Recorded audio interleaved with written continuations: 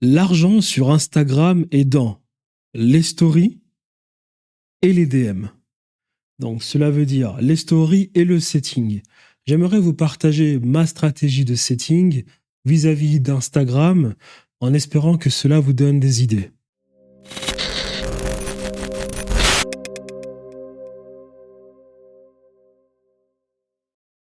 Alors, je vous prie de m'excuser, je vais mettre mes lunettes car j'ai beaucoup travaillé, j'ai les yeux un minimum éclatés.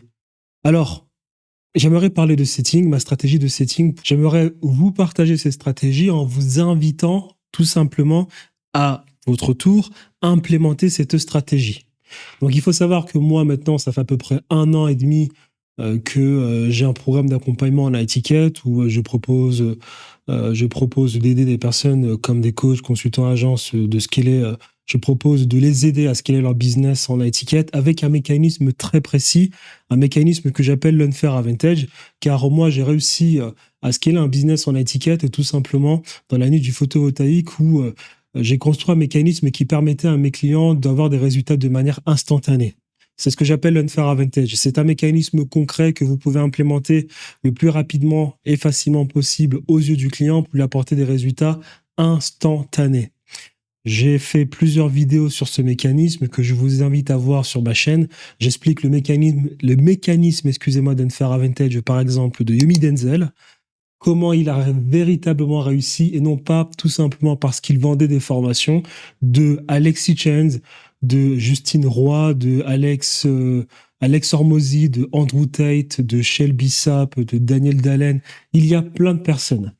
Beaucoup de personnes, souvent, dans la plupart des cas, si vous faites un vrai travail de causalité première, beaucoup des personnes qui dominent, qui ont véritablement fait de l'argent sur Internet, elles l'ont fait soit parce qu'elles ont réussi à générer pas mal d'attention, mais le problème de cela, c'est qu'il faut d'ailleurs avoir le produit pour que ça dure le plus longtemps possible, ou bien parce qu'elles avaient un mécanisme qui leur permettait de dominer leur marché. Dans la plupart des cas, ce mécanisme est un mécanisme d'unfair advantage, c'est-à-dire apporter des résultats instantanés. J'en parle beaucoup dans cette vidéo. Donc, de ce fait, il faut savoir que j'ai un programme d'accompagnement, voilà, depuis à peu près 1 an, où j'aide les personnes à implémenter. Donc, à partir de là, pour chercher sans arrêt des clients, je fais du setting. Alors, j'ai des setters dans mon équipe qui font du setting, mais je fais du setting moi de même. Pourquoi est-ce que je fais du setting moi de même? Parce que ça me donne des idées. Ça me permet toujours de mieux délivrer, de toujours comprendre quel est mon avatar client, comment est-ce que je dois mieux articuler mes idées vis-à-vis des personnes que j'essaye de convaincre. Donc c'est très important, je fais quotidiennement du setting parce que je tombe sur des profils d'entrepreneurs, donc je regarde leur offre marketing et en regardant leur offre marketing, cela me donne des idées sur comment construire un mécanisme d'unfair advantage dans leur niche. Et donc de ce fait, quand je fais du setting et que je leur envoie une petite vidéo Loom ou bien l'enregistrement, je leur explique comment, grâce à un mécanisme d'unfair advantage, elles peuvent scaler leur business. Donc, à partir de là, il faut savoir une chose, je fais quotidiennement du setting. Et donc, je tombe sur beaucoup, de ce fait, de personnes qui ont des business, des offres de marketing différentes. Je tombe sur des personnes qui sont coachs en santé holistique, je tombe sur des coachs fitness, je tombe sur des personnes qui font du TikTok, des personnes qui sont aussi consultants, beaucoup de business. Et donc, moi, quand je les contacte, je ne vais pas leur dire tout simplement, comme tout le monde, écoute, je pourrais t'aider à faire de l'argent, je pourrais t'aider à scaler ton business, je ne sais comment, en leur promettant je ne sais quelle méthode qui en réalité n'est pas un mécanisme. Comme beaucoup de personnes qui réussissent à être très virales sur Instagram, et lorsqu'elles veulent aider les autres personnes à être virales, elles leur montrent comment elles peuvent être virales à leur tour. Mais le problème de la viralité, c'est que c'est pas un mécanisme. Donc, il y a trop de facteurs, des fois, qui entrent en considération, qui pourraient brider éventuellement la viralité de bon nombre de personnes, de ces personnes qui souhaitent développer leur business. Moi, en tout cas, je me focus que sur un mécanisme. D'accord? Et donc, à partir de là, qu'est-ce qui se passe? Ben, il se passe que j'ai beaucoup d'idées, j'ai beaucoup de data, et à partir de là aussi, lorsque j'ai quelqu'un qui devient client de mon programme d'accompagnement, je sais directement quel mécanisme d'unfair advantage on peut implémenter dans son business pour que cette personne puisse scaler son business. Tout simplement parce que je fouille sans arrêt Instagram et que je tombe sur un maximum d'offres marketing. Lorsque vous faites du setting, moi, je vous encourage. Le setting, c'est de la prospection. D'accord? Donc, si vous faites de la prospection pour garantir ou proposer des choses à des personnes qui, en réalité, ne sortent pas du lot, ne faites pas de prospection. Moi, je fais de la prospection parce que moi, justement, je propose un mécanisme dont très peu de personnes, voire personne ne parle. Le mécanisme de Farbentel, je pense que je suis le seul à en parler parce que c'est quelque chose que j'ai travaillé de mon côté lorsque je faisais du photovoltaïque. Donc, directement, lorsque je contacte les personnes et que je leur propose mon aide, je vais leur dire des choses qu'elles n'ont pas l'habitude d'entendre.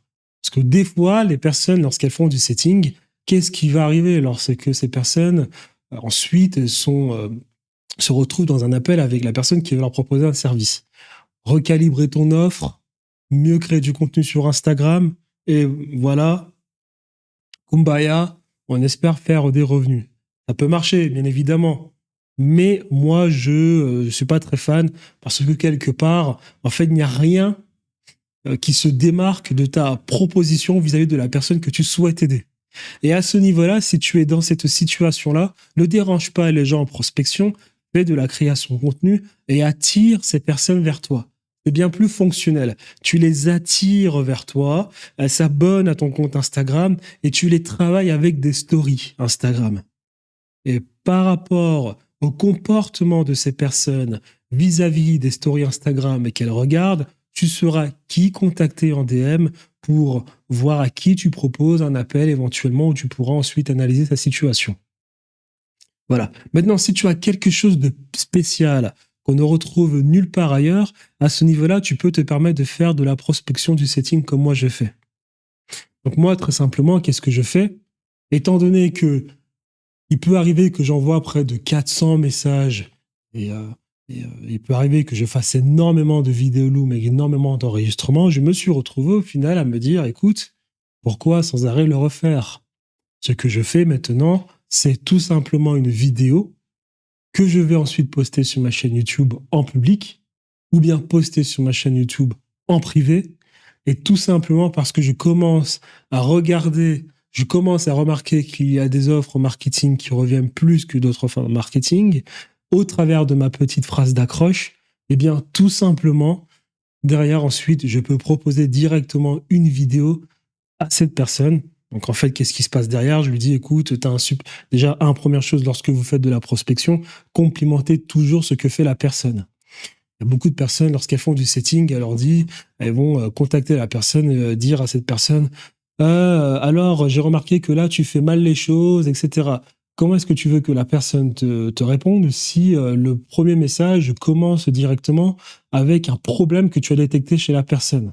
Pas comme ça qu'on communique avec les gens. Pour communiquer avec les gens, tu passes par la phase de questionnement, dont tu fais des suppositions, tu amènes la personne d'elle-même à citer ce qui ne va pas par un principe de questionnement. Voilà. Si tu fais du closing, tu dois forcément comprendre. Et si tu as fait peut-être du droit, parce que les avocats savent très bien de quoi je parle, ils le pratiquent quotidiennement, va voir des films, peut-être que ça peut t'aider. C'est ce qu'il faut faire. Lorsqu'on communique avec des gens, on ne leur impose pas quelque chose, on sait poser les bonnes questions pour amener les personnes vers là où on souhaite les amener tout simplement. Et deuxième chose, on complimente des personnes qui ne nous connaissent pas. Si tu crées du contenu que la personne te connaît, alors vas-y, tu peux directement pointer du doigt les choses qui ne vont pas, mais si la personne ne te connaît pas, ce n'est pas que tu ne vas pas directement lui pointer du doigt les problèmes qui ne vont pas. Donc moi, ce que je fais, c'est qu'en premier message, je cherche d'abord ce qui est positif dans le compte de la personne. Je complimente. Et lorsque je complimente la personne, donc je regarde vraiment son compte, je lui dis là, franchement, c'est super bien ce que tu as fait. Et en plus de cela, moi, j'ai analysé 2-3 petites choses que tu pourrais amener en complément de ce que tu fais déjà super bien pour t'aider, pour que tu puisses derrière faire davantage d'argent. C'est le premier message que je reçois. Je vous garantis que c'est un message qui fonctionne très bien, parce que j'ai beaucoup de retours. Et à partir de là, je leur propose du coup une vidéo loom. Et cette vidéo loom, en réalité, c'est une vidéo maintenant préenregistrée dans mes messages, dans mes vidéos privées sur YouTube. Et boum, je balance cette vidéo. La personne voit cette vidéo. Et lorsqu'elle a vu cette vidéo, ensuite, je prends la température. Je développe avec cette personne. Non pas trop, pas trop développer aussi. Il faut pas non plus trop développer, sinon ça devient une conversation qui s'éternise et on perd le lead. Je développe à la suite sans dépasser, on va dire, 4 messages d'interaction. Et ensuite, derrière, je propose, du coup, un appel pour ensuite aller plus loin. Donc ça, c'était une petite vidéo où je souhaitais expliquer ma stratégie de setting. Ne faites pas de prospection si vous n'avez pas quelque chose de spécial à proposer aux gens. Si c'est pour proposer ce que font déjà toutes les personnes, alors ne dérangez pas les personnes en DM, faites directement de la création de contenu. Si vous avez un mécanisme spécial, si vous avez une implémentation spéciale, si vous avez un mécanisme d'unfair advantage, si vous avez compris quelque chose que personne d'autre n'a compris, donc si vous avez quelque chose de spécial, vous pouvez à ce niveau-là contacter les gens, complimenter les gens, faites des suggestions, ne faites pas front vis-à-vis de ces personnes en leur pointant du doigt ce qui ne va pas, d'accord ? Complimentez, faites des suggestions, laissez les personnes décrire d'elles-mêmes ce qui ne va pas, amenez-les là où vous souhaitez les amener, compliment dans la conversation, vous envoyez votre vidéo préenregistrée qui a été postée sur YouTube en public ou bien en privé, et ensuite, vous relancez 3-4 messages, boum, directement, appel, découverte. Et donc, si vous avez un business à étiquette, je vous encourage à toujours faire du setting de temps en temps. Moi, j'en fais pas tous les jours, j'en fais de temps en temps parce que lorsque vous fouillez, donc normalement, et que vous avez un avatar client, et que vous savez pertinemment quelle est la personne, le type de personne que vous souhaitez aider, vous pouvez toujours tomber sur des personnes dans ce pôle de lead que vous souhaitez atteindre. Vous pouvez tomber sur des profils très atypiques qui peuvent vous donner davantage d'idées pour ce qui est de toujours mieux délivrer votre produit, tout simplement. Si tu as un business high ticket, si tu es coach, consultant, propriétaire d'agence, si tu as un programme d'accompagnement en high ticket, j'aimerais te partager un mécanisme qui, moi, m'a permis de développer mon business en high ticket entre 2023 et 2025 et qui m'a permis de scaler mon business à près d'1 million d'euros générés dans la niche du photovoltaïque. J'ai pu aider différents clients, des clients que tu vois là. Tiens, tu sais, entre-temps, là, il y a quelqu'un que j'avais envoyé le lien pour rejoindre. Entre-temps, elle a payé. Donc, j'ai fait une nouvelle vente avec toi. Ah bah tiens. On l'a fait, tu vois. Ouais, c'est propre.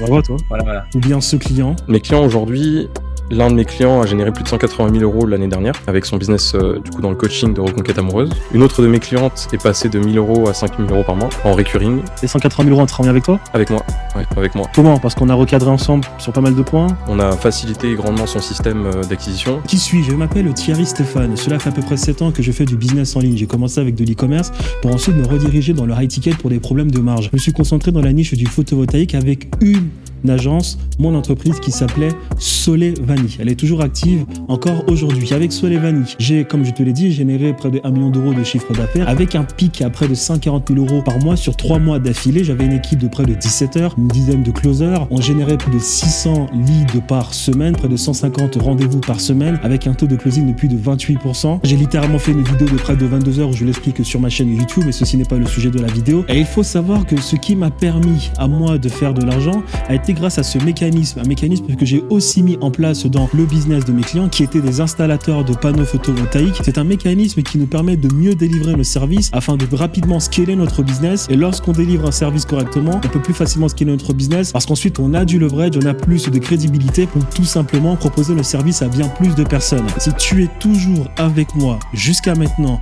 sur cette vidéo, alors sache que grâce à l'expérience que j'ai pu acquérir grâce à mon agence, ma société Solevani dans le photovoltaïque, j'ai développé un programme d'accompagnement qui s'appelle Conquête Digitale où j'aide justement les entrepreneurs qui ont des business en étiquette à mettre en place ce mécanisme dans leur business afin de délivrer rapidement pour scaler leur business très rapidement. Si cela t'intéresse, si tu veux en savoir plus, alors à cet effet,